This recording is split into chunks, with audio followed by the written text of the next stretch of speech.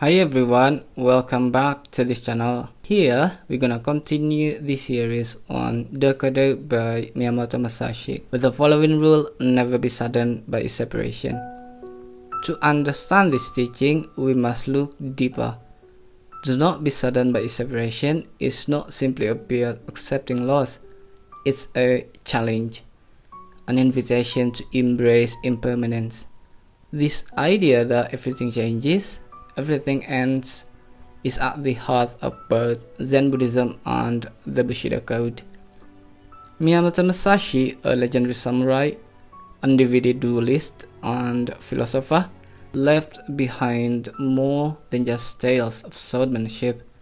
Near the end of his life, he wrote down 21 principles in a short, powerful work known as the Dokkodo, the Path of Aloneness.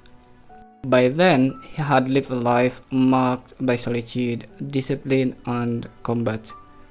He chose to die alone in a cave, not in fear, but in peace. There, he meditated and wrote about what truly mattered.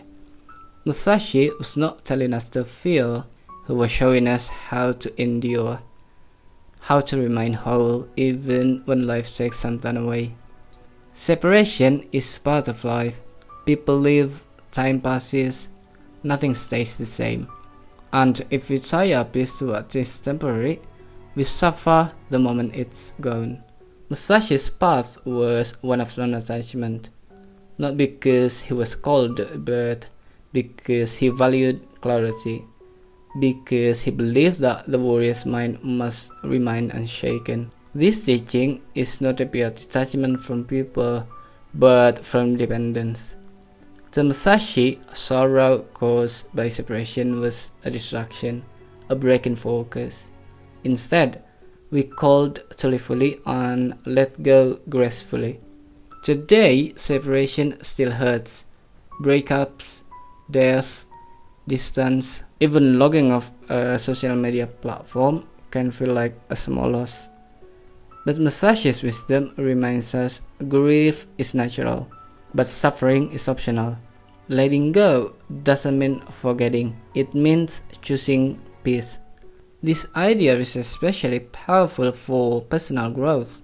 Sometimes we need to walk away from jobs, from habits, even from a version of ourselves that no longer serve us.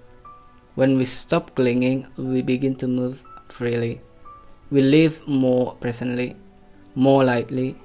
Musashi's teaching is timeless, and in a fast-changing world, more relevant than ever. Musashi knew separation deeply. He lost both his parents early.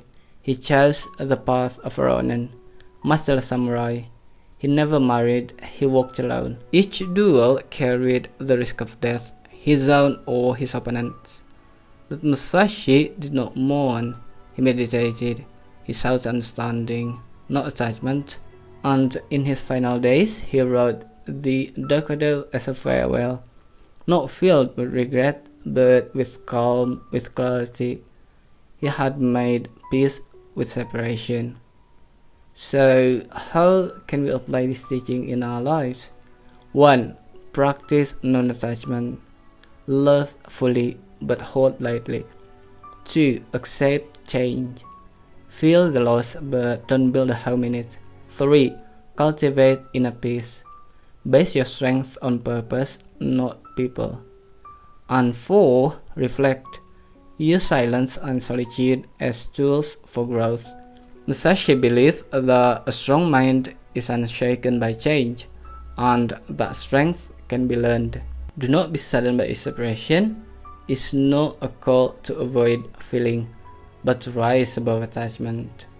It teaches us to observe, to honor, but not to cling.